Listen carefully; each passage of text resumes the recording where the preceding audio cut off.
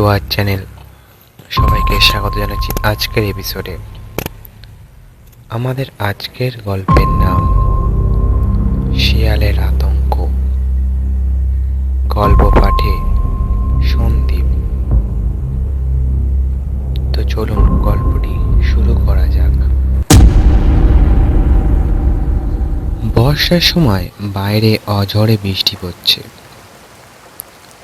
খুবই শান্তকর একটা পরিবেশ। ছোট থেকেই আমার বৃষ্টির দিন খুবই ভালো লাগে। এই বৃষ্টির দিনে তেমন একটা কাজকর্ম নেই, তাই বিছানায় শুয়ে শুয়ে আমার ডায়েরির পাতাগুলো উল্টে পাল্টে দেখছিলাম। আমি খুব কম বয়স থেকেই আমার জীবনে ঘটে যাওয়া যাবতীয় সব ঘটনা লিখতে শুরু করি। যখন আমি ডায়েরির পাতাগুলো উল্টে পাল্টে দেখছিলাম, তখনই আমার সাথে ঘটে যাওয়া ভয়াবহ ঘটনার দৃশ্যটি মনে পড়তে সারা শরীর ভয়ে এখনো কাঁটা দিয়ে উঠছে। সেই ঘটনাটি যে আমি কিভাবে ডায়েরির পাতায় লিপিবদ্ধ করেছিলাম তা আমিও জানি না। আজ তাহলে সেই ঘটনাটাই বলি, শেষ অবধি শুনুন। ঘটনাটি যখন ঘটে তখন আমার বয়স হবে এই ধরুন 19 বছর। তখন আমি উচ্চ মাধ্যমিক পরীক্ষা পাশ করে একটা কাজের সন্ধানে ঘুরছি, কিন্তু কোথাও তেমন মনের মতো কাজ পাচ্ছি না। শেষমেশ একটা কাজের সন্ধানও পেয়ে গেলাম। আমি যেখানে কাজটা পেয়েছিলাম সেই জায়গাটার নাম হলো পলাশপুর।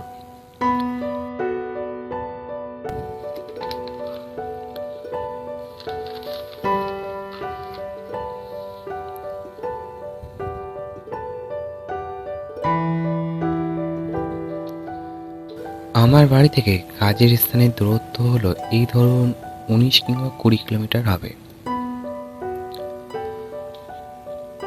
আমি মধ্যবিত্ত হওয়ায় প্রতিদিন বাস ভাড়া করে যাওয়া সম্ভব হতো না, তাই সাইকেল করে যাতায়াত করাই শ্রেষ্ঠ বলে মনে হলো। এমনই একদিনের ঘটনা, সেদিন বাড়ি ফিরতে একটু বেশি দেরি হয়ে গেল। তাই রোজকার দিনের মতো যে পথ দিয়ে বাড়ি ফিরি সেই পথে না গিয়ে একটু তাড়াতাড়ি বাড়ি ফেরার জন্য জঙ্গলময় রাস্তা দিয়ে ফেরার পথে এগোলাম। তবে একটা কথা বলা হয়নি, এই রাস্তাটি দিয়ে সচরাচর কোনো গাড়ি যাতায়াত করে না। লোকমুখে প্রচলিত এই রাস্তাটি নাকি ভালো না,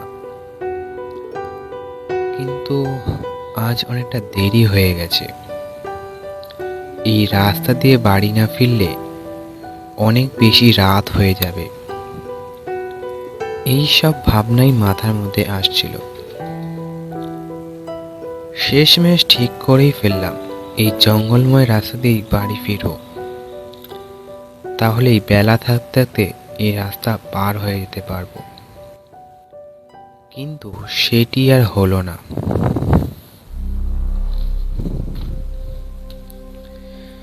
কারণ অফিস থেকে বেরোতে দেরি হওয়ায় ওই রাস্তার মুখে এসে পড়লাম,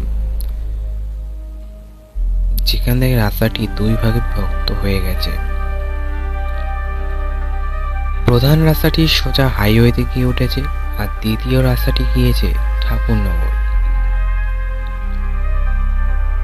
যে জায়গার থেকে রাস্তা দুই ভাগে বিভক্ত হয়ে গিয়েছে সেই জায়গাটির নাম বনশীলতা। এই ঠাকুরনগরের দিকে যে রাস্তাটি গেছে সেই রাস্তাটির দুই পাশেই জঙ্গল। যখন এখানে এসে পৌঁছলাম বেলা তখন প্রায় শেষ।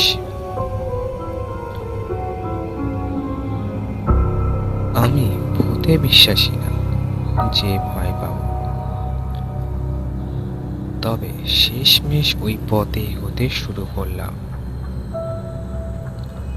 কিছু দূর এগোনোর পর দেখলাম চারিদিকে অন্ধকার নেমে এসেছে, আর সেই সাথে শুরু হয়েছে জঙ্গলের নির্ঝুম নৃত্য। মাঝে মাঝেই আমার কানে আসছে সহস্র শিয়ালের আতঙ্কিত চিৎকার। হঠাৎই কি মনে হয় সাইকেলটা থামিয়ে দিলাম। এই রাতে নির্ঝুম পরিবেশ যেন মনের মধ্যে অজানা এক ভয়ের সৃষ্টি করছে।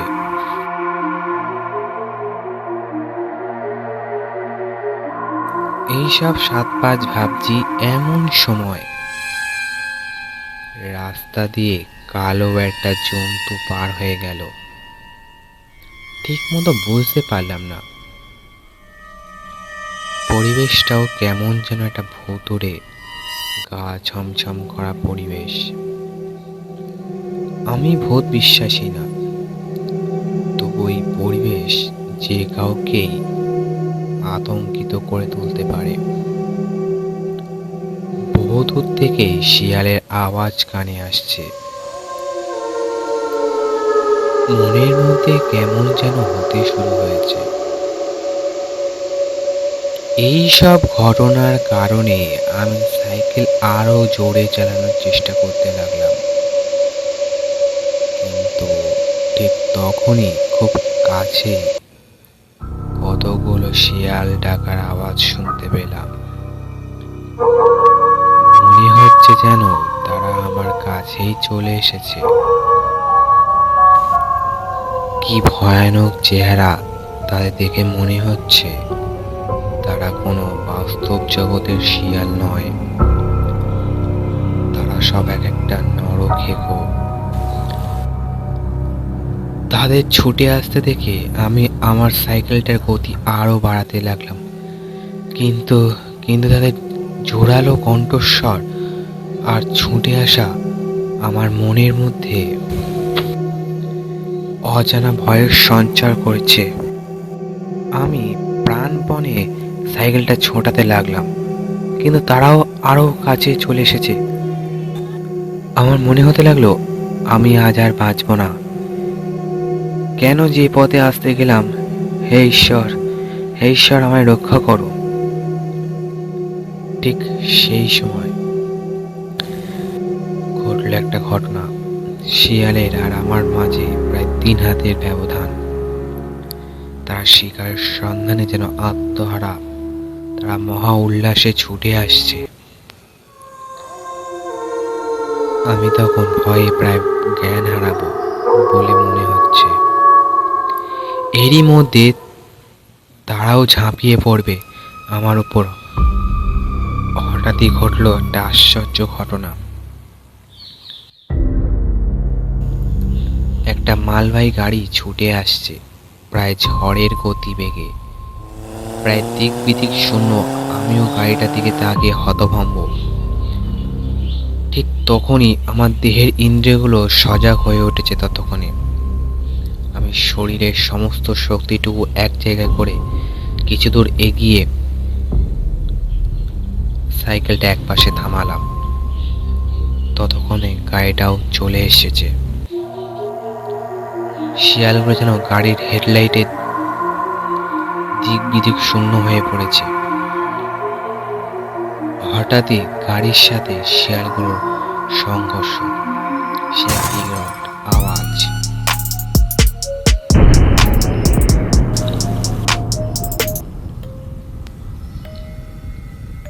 সেই গাড়ির সাথে শিয়ালের সংঘর্ষে দেখলাম চারিদিকে রক্তের ছড়াছড়ি, কি বিভৎসতার দৃশ্য। ক্ষণিকের জন্য গাড়ির গতিবেগ কমলেও গাড়িটি সেখানে আর দাঁড়ায়নি। আমি মনে মনে ঈশ্বরকে ধন্যবাদ জানালাম। আর সেই রাতে কোনো রকম বাড়ি ফিরলাম। তারপর থেকে ওই রাস্তায় দ্বিতীয়বার পা রাখিনি।